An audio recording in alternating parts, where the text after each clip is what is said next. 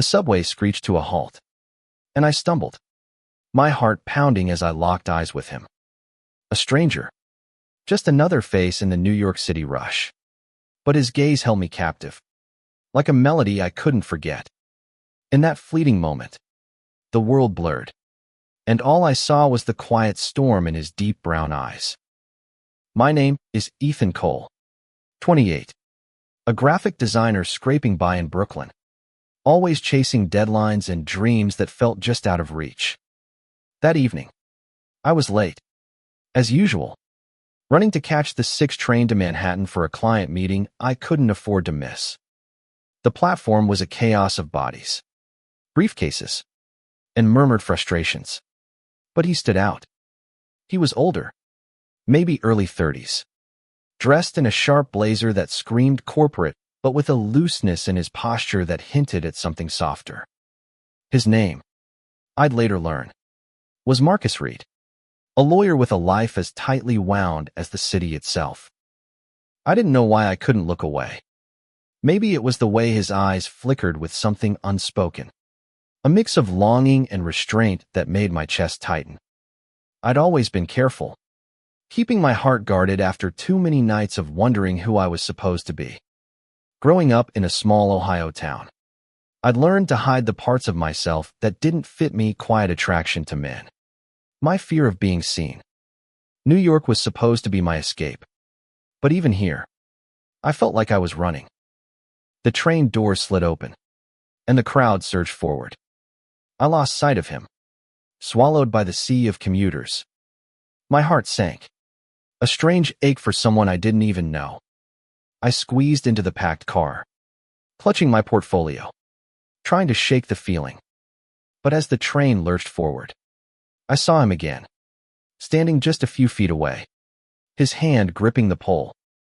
Our eyes met once more, and this time, he smiled a small, hesitant curve of his lips that felt like a secret shared between us. I wanted to speak, to say anything, but my throat tightened. What do you say to a stranger who feels like they've already changed you?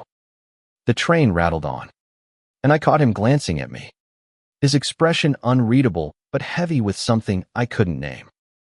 I wondered about his life. Did he have someone waiting for him? Did he feel the same pull I did? Or was I just another face in the crowd? The car jolted, and my portfolio slipped from my hands, papers scattering across the floor. I cursed under my breath, kneeling to gather them, when a hand reached down, picking up a sketch of a cityscape I'd drawn. "This is beautiful," he said, his voice low and warm, cutting through the hum of the train. I looked up, and there he was, holding my work like it was something precious. "Thanks," I managed, my voice barely steady. Our fingers brushed as he handed me the sketch, and I swear the air crackled. "I'm Ethan," I blurted, surprising myself. "Marcus," he replied, his smile softening. "You're an artist." "Trying to be," I said, laughing nervously. "You?" "Lawyer. Not as exciting." "I know." His eyes crinkled, and I wanted to memorize every line of his face. The train slowed, and he glanced at the doors. "This is my stop," he said, almost reluctantly. He hesitated, then pulled a business card from his pocket. "If you ever want to talk art, or anything else." He pressed it into my hand, his touch lingering a second too long. I stared at the card as he stepped off, the doors closing between us. Marcus Reed, attorney at law. My heart was racing, and I didn't know why. I'd never called a stranger before, never chased a feeling this reckless. But as the train pulled away, I knew I couldn't let this moment slip through my fingers.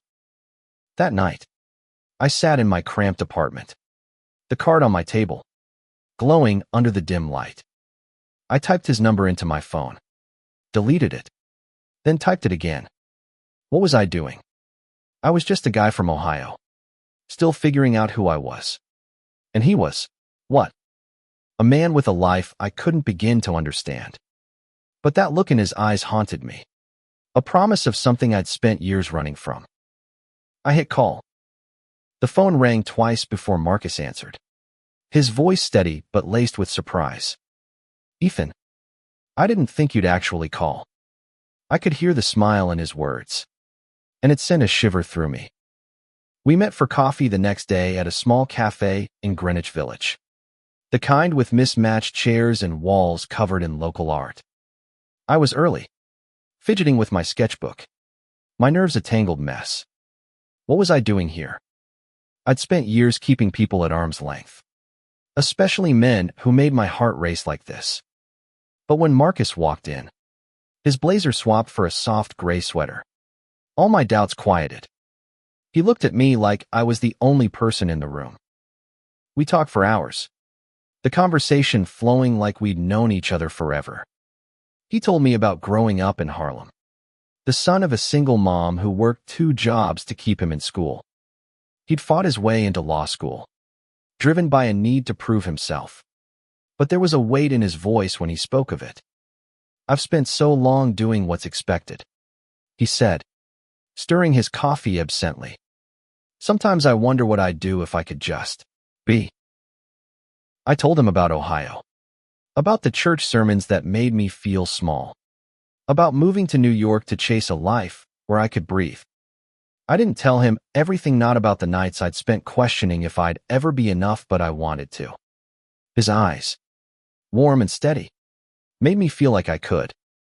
By the time we left, the sun was setting, casting golden streaks across the city. We walked along the Hudson, the skyline glittering in the distance. I don't do this, Marcus said suddenly, stopping by the water. I don't meet strangers from trains and spill my life story. Me neither, I admitted, my heart pounding. But I'm glad I did.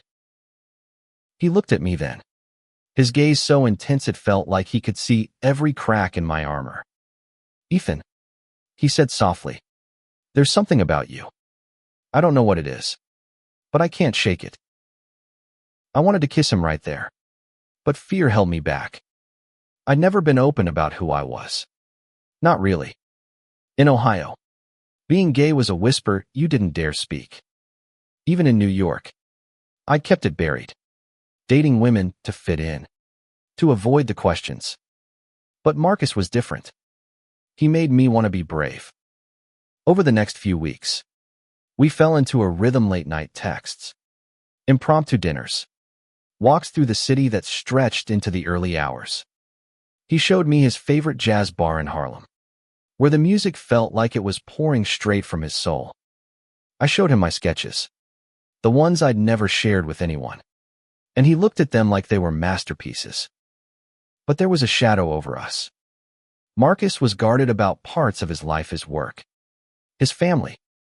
He'd changed the subject when I asked about his past, and I sensed a story he wasn't ready to tell. One night, as we sat on my couch, sharing a bottle of wine, I pushed. Marcus, what's holding you back? I feel like there's something you're not saying. He stiffened, his jaw tight.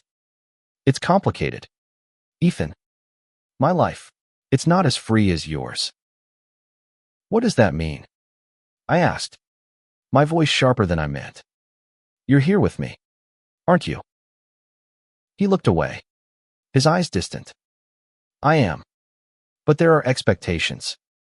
People who depend on me. I can't just walk away from that. I wanted to press, but the pain in his voice stopped me. Instead, I reached for his hand, and he let me hold it, his fingers trembling slightly. Whatever it is, I said, you don't have to carry it alone. He smiled, but it didn't reach his eyes. You make me want to believe that. That night, he kissed me for the first time, soft and tentative, like he was testing the waters of his own courage. It was everything I'd been afraid to want, and I knew I was falling for him hard. But the next morning, he was gone before I woke up, leaving only a note. I need time. I'm sorry.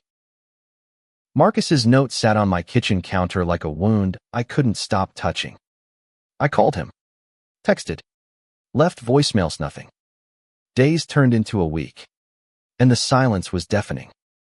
I'd let him in, let myself hope, and now I was alone again, wondering what I'd done wrong. I threw myself into work, sketching until my hands ached.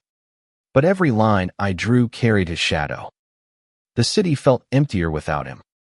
The subway a reminder of that first glance that had undone me. I started avoiding the 6 train, taking buses instead, but I couldn't outrun the ache.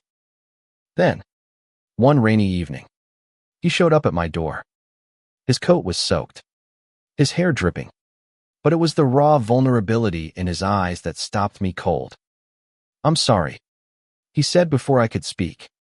"I didn't mean to disappear. I got scared." "Scared of what?" I asked, my voice tight with hurt.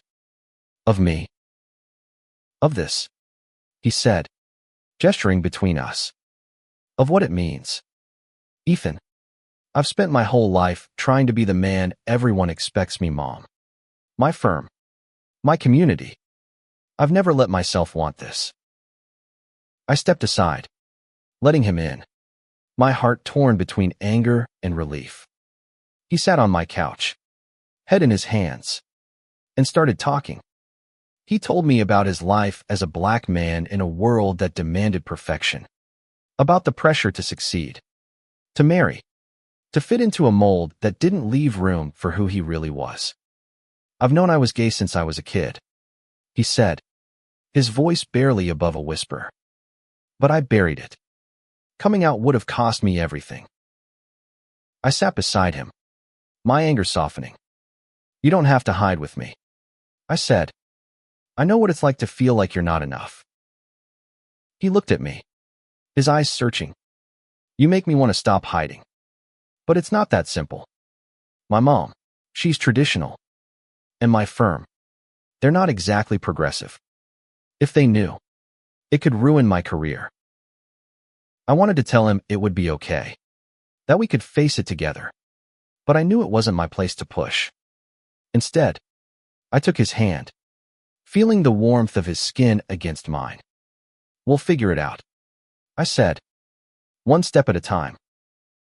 From that night, we were inseparable, stealing moments whenever we could. We'd meet in quiet corners of the city, away from prying eyes dive bars in Brooklyn, late-night walks in Central Park. Every touch, every kiss felt like a rebellion, a defiance of the world that told us we couldn't be. But the secrecy took its toll. I saw the strain in Marcus's eyes, the way he'd check his phone constantly, worried about who might see us. One night, at a jazz club, he froze when a colleague from his firm walked in. He pulled his hand from mine, his face a mask of panic, and I felt a crack in my heart. "Marcus, we can't keep doing this," I said later, as we stood outside my apartment. "I want to be with you, but not like this. Not in the shadows." "I know," he said, his voice breaking. "I'm trying. Ethan, I just need time." But time was running out. The next day, I got a call from my sister in Ohio. My dad was sick, heart failure. She needed me home. I told Marcus I had to go, expecting him to ask me to stay, to fight for us. Instead, he nodded, his eyes distant. "Go," he said. "Your family needs you." I left for Ohio the next morning, my heart heavy with questions. Was I losing him? Was this love? Or just a dream I'd built in my head? As the bus rolled out of the city, I stared at Marcus's business card, still tucked in my wallet, and wondered if I'd ever see him again. Ohio felt like stepping into a past I tried to outrun. The small town of my childhood was unchanged, same narrow streets, same judgmental stares from neighbors who'd known me as the quiet kid who never quite fit. My dad was in the hospital, frail and fading, and seeing him like that broke something in me. I spent days by his bedside, sketching to keep my hands steady, while my sister, Sarah, handled the doctors and the endless paperwork. I texted Marcus, hoping for a lifeline, but his replies were short, distant. Busy at work, he'd say, or thinking of you. I wanted to believe him, but doubt gnawed at me. Had I been a fool to think we could make this work? I'd poured my heart into him, but maybe he wasn't ready to do the same. One night, unable to sleep, I wandered into the attic of my childhood home and found a box of old photos. There I was, 16, smiling at a school dance with a girl I'd dated to keep up appearances. The memories stung years of pretending, of hiding who I was to avoid my dad's disappointment. He'd never said much about my art or my move to New York, but I'd always felt his judgment, heavy and unspoken. Now, with him slipping away, I wondered if I'd ever get the chance to tell him the truth. I called Marcus, needing his voice, but it went to voicemail. I miss you, I said, my voice cracking. I don't know what we're doing, but I need you to tell me this is real. I hung up, feeling more alone than ever. Days later, my dad took a turn for the worse. Sarah and I sat with him, holding his hands as he drifted in and out. In a lucid moment, he looked at me, his eyes cloudy but sharp. Ethan, he whispered, be who you are. Don't waste your life hiding. His words hit me like a freight train. I'd spent so long running from myself, from the fear of not being enough. I wanted to tell him everything about Marcus, about the love I'd found, but he slipped back into sleep, and I wasn't sure he'd heard me. He passed the next morning. The grief was heavy, but his words stayed with me, a spark of courage I hadn't known I needed.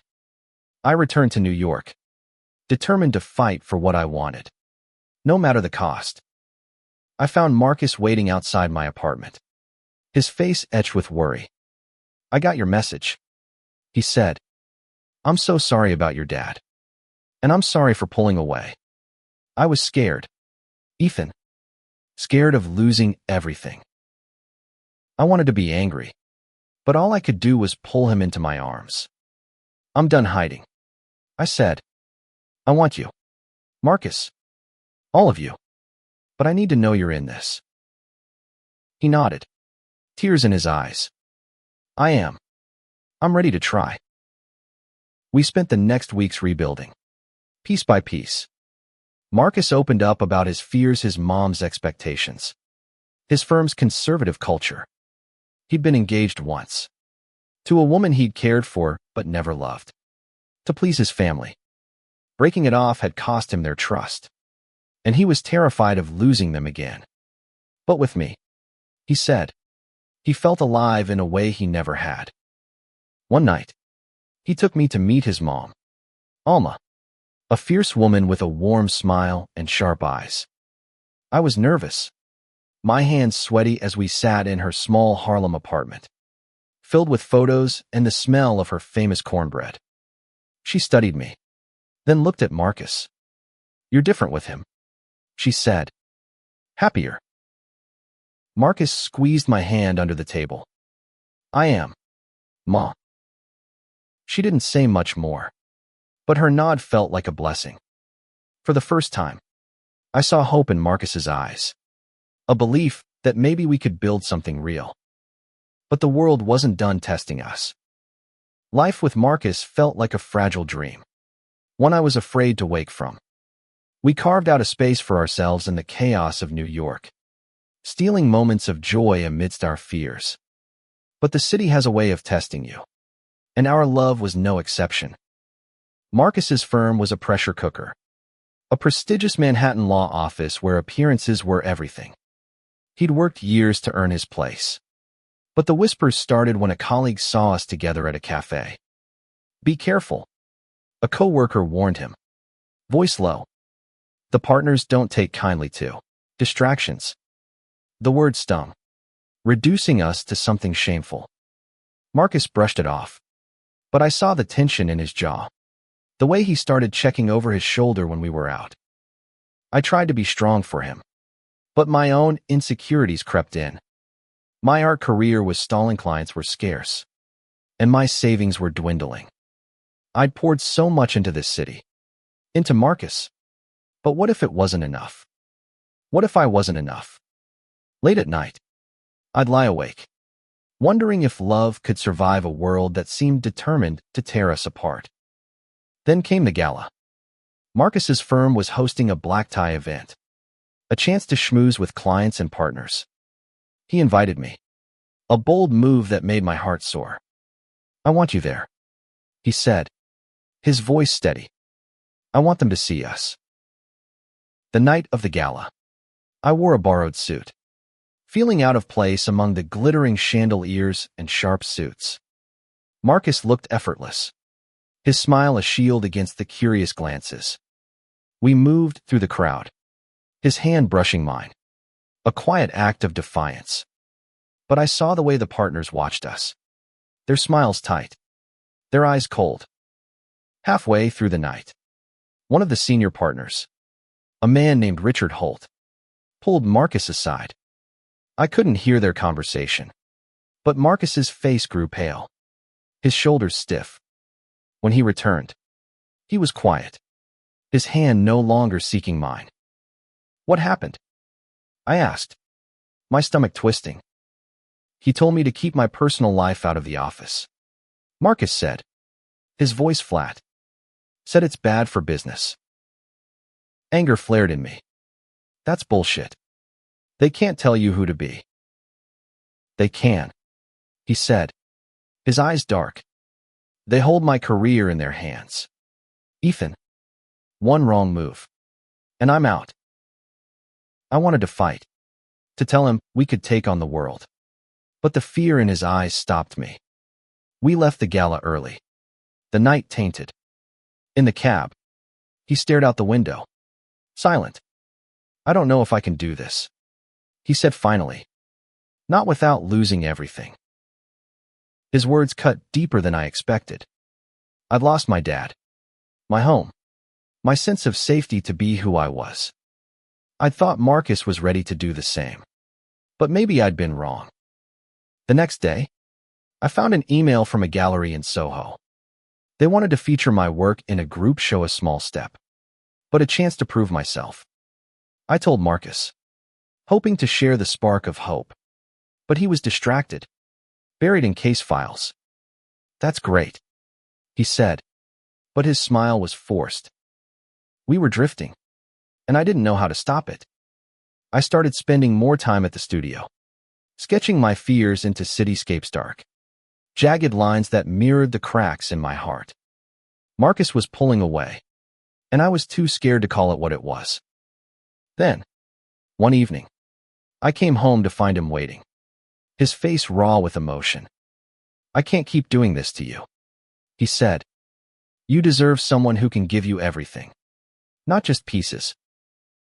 I froze, my heart in my throat. "Are you breaking up with me?" He didn't answer, but his silence was enough. I wanted to scream, to beg him to stay, but pride held me back. "If that's what you want," I said, my voice shaking, "then go." He left, and the door closing behind him felt like the end of everything. The weeks after Marcus left were a blur of gray. I moved through life like a ghost, sketching half-hearted lines, avoiding the subway where we'd met. New York, once vibrant, felt hollow without him. I'd check my phone obsessively, hoping for a text, a call, anything to prove I hadn't imagined us. But there was nothing. The gallery show was a small bright spot. My sketches hung alongside other artists' work, and for one night, I felt like I belonged. Strangers praised my cityscapes, their jagged edges resonating with the crowd. But as I stood there, smiling for photos, I kept searching for Marcus's face, hoping he'd show up. He didn't.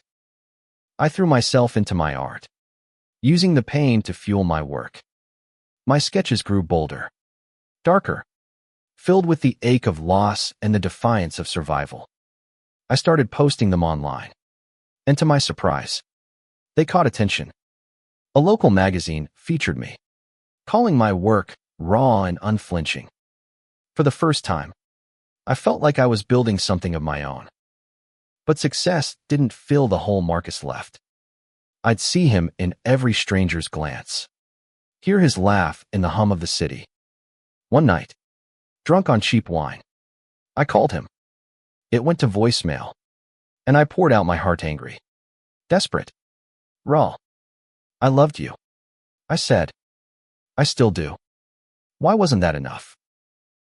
The next morning, hungover and embarrassed, I regretted it.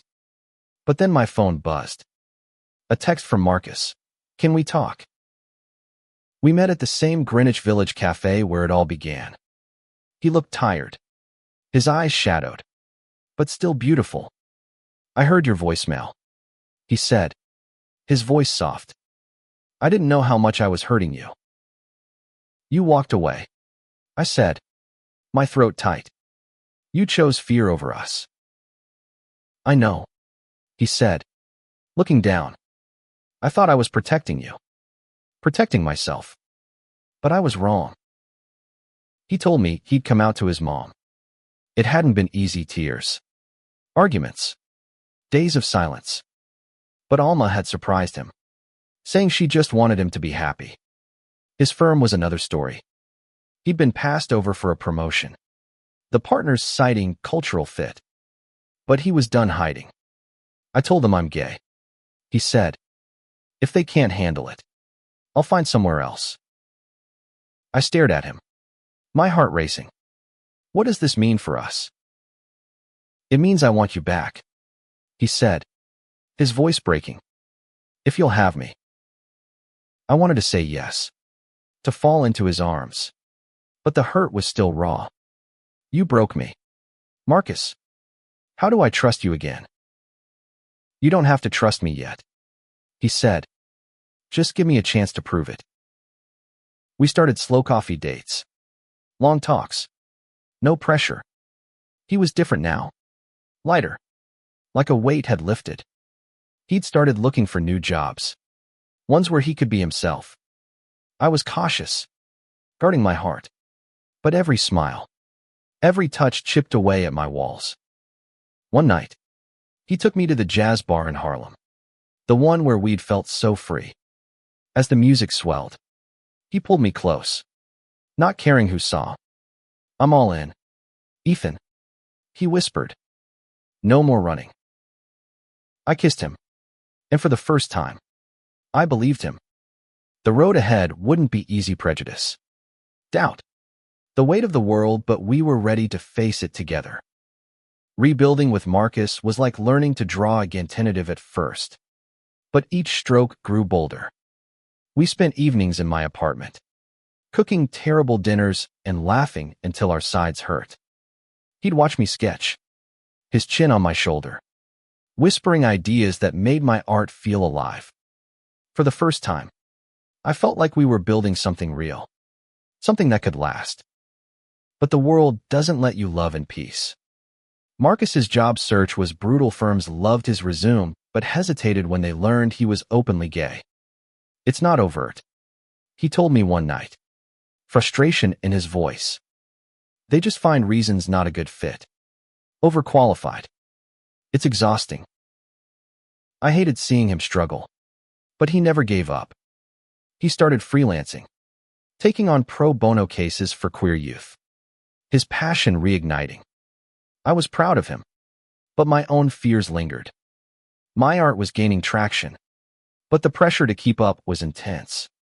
What if I failed? What if we both did? One day, I got a call from a gallery in Chelsea. They wanted a solo show me work, front and center. It was the break I dreamed of, but the timing felt cruel. Marcus was stretched thin, and I didn't want to pull focus from his fight. When I told him, he grinned, pulling me into a hug. This is your moment, Ethan. Don't hold back for me. The weeks leading up to the show were a whirlwind. I painted day and night, pouring my heart into canvases that told our story: love, fear, defiance. Marcus was there every step, bringing me coffee, critiquing my work with a lawyer's precision and a lover's care. The night of the show, He stood beside me, his hand in mine, as critics and collectors wandered through. My centerpiece, a painting of two figures on a subway platform, their eyes locked, sold for more than I'd ever imagined. After, we celebrated at a rooftop bar, the city sparkling below. You did it, Marcus said, his eyes shining. You're unstoppable. So are you, I said, squeezing his hand. We're unstoppable. But life loves a twist. The next morning, Marcus got a call from his mom. She was sick, breast cancer. Caught late. The news hit like a punch, and I saw the fear in his eyes. The same fear I'd felt with my dad. We spent the next days at her side, navigating hospital visits and treatment plans. Alma was strong, but the prognosis was uncertain, and Marcus was unraveling. I can't lose her, he said one night, his voice raw. We were in my apartment, the city quiet outside. She's the only family I have. You have me, I said, holding him, and we'll get through this. He leaned into me, and I felt the weight of his trust. We were in this together, no matter what came. I started sketching again, this time for Alma Small. Vibrant drawings to brighten her hospital room. She'd smile when she saw them, calling me her other son. It was a small thing, but it felt like a promise. As summer turned to fall, Marcus found a new job at a progressive firm, one that welcomed him as he was. It wasn't perfect long hours, tough cases, but he was free to be himself. My art kept growing, with galleries in Chicago and LA reaching out. We were building a life, piece by piece, against all odds. But Alma's health was a shadow we couldn't outrun. Alma's illness cast a long shadow, but it also brought us closer. Marcus and I took turns at her bedside, reading to her, sharing stories of our life together. She'd tease us, saying we were too cute for your own good. But her eyes held a quiet pride. One evening, she took my hand, her grip weak but firm. You take care of my boy, she said. He's stubborn, but he's worth it. I will, I promised, my voice thick. Always. Her treatments were grueling, but she fought with a fire that humbled us. Marcus threw himself into her care, balancing hospital visits with his new job. I kept my art alive, using it to process the fear and hope that tangled in my chest. My next show was dedicated to Alma's series of paintings about resilience, love, and the beauty of fighting for what matters. One crisp October evening, a year after we'd met on that train, Marcus and I stood on a Brooklyn rooftop, the city sprawling before us. Alma was stable, her prognosis better than we'd dared hope. Marcus had settled into his new firm, and my art was finding its place in the world. We'd faced loss, prejudice, and doubt, but we were still here, holding each other up. I never thought I'd have this, Marcus said, his voice soft. A life where I could be me, where I could love you. I looked at him, his face lit by the city's glow, and felt my heart swell. You changed everything for me, I said. That day on the train, it was like I was seeing the world for the first time. He smiled, the same hesitant smile from that first moment. But now it was full of certainty. I want to marry you, Ethan, he said, pulling a small box from his pocket. Inside was a simple silver band, glinting in the moonlight. Not today, not tomorrow, but when we're ready. Will you? Tears blurred my vision as I nodded. Yes, I whispered, pulling him close. Yes. We didn't have all the answers. The world would always have its claws: bigotry, loss, the weight of expectations, but we'd learned to face it together. Our love wasn't perfect, but it was ours, forged in the chaos of a city that never sleeps, born from a glance on a crowded train. As we stood there, the skyline glittering like a promise. I thought of my dad's words, "Be who you are." I was. Finally. And so was Marcus. We'd found each other in a moment of chance. Two strangers whose eyes met and refused to look away. And in that refusal, we'd built a messy, beautiful, defiant life. The subway still runs below, carrying strangers with stories of their own. Somewhere out there, another glance is sparking. Another heart is racing. Love finds a way, even in the rush of the city, even against all odds. For us, it started with a look, a breath stolen, a stranger who became everything.